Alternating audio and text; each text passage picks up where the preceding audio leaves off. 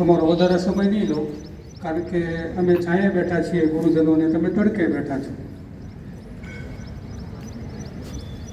આ ડાયસ ઉપર ઉપસ્થિત તમામ ગુરુજનો, વહાલા વિદ્યાર્થી ભાઈઓ બહેનો, અને આજે ખૂબ સુંદર મજાનું આયોજન કર્યું છે અને બે એન્કરે ખૂબ સરસ સંચાલન કર્યું છે. આપણે એમને તાળીઓથી વધાવી લ્યો. કોણ છે જેને આપણે જન્મ આપ્યો છે ને, આપણા મા બાપ છે, એમને હંમેશા આપણે પગે લાગવાનું, એને રિસ્પેક્ટ આપવાનું. અને બીજા ગુરુ આપણા શિક્ષકો. મિત્રો, આ સ્કૂલ છે ને એ મંદિર છે, અને મંદિરમાં જે તમને ઘણું બધું શીખવાનું મળે છે, એટલે સ્કૂલ પણ ગુરુ છે. હું જોઉં છું ઘણા બધા વિદ્યાર્થીઓ અંદર એન્ટર થાય ને ત્યારે ત્યાં સ્કૂલને પગે લાગીને આવે છે. કેટલાક વિદ્યાર્થીઓ અહીંયા સરસ્વતી માની મૂર્તિ છે, ગણપતિ દાદાની મૂર્તિ છે ને પગે લાગીને આવે છે.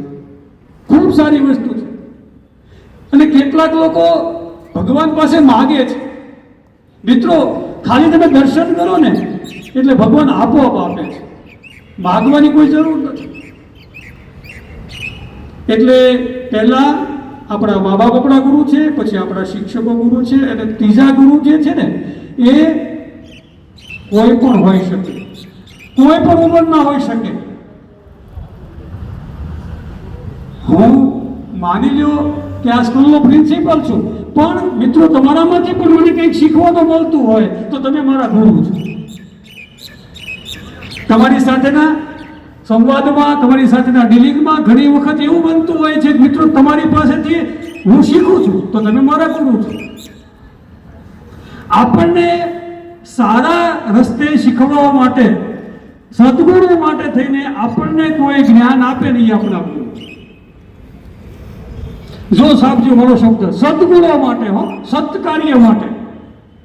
તમારા વર્ગની અંદર લાઈટ ચાલુ હોય અને તમારો મિત્ર એમ કે આ બંધ કરી દે બેટા ભાઈ, તો એ તમારા ગુરુ છે.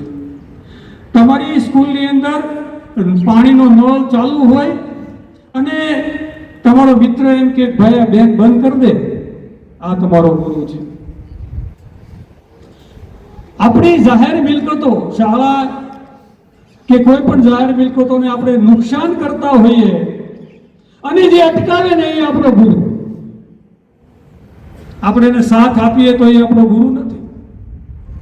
અને મિત્રો, આપણા મગજમાં ઘણી વખત એવું કરી ગયું છે કે ગુરુ એટલે મોટા મોટા વાળ હોય, ગળામાં મોટી મોટી માળાઓ હોય, મોટી દાઢી હોય. એવું નથી.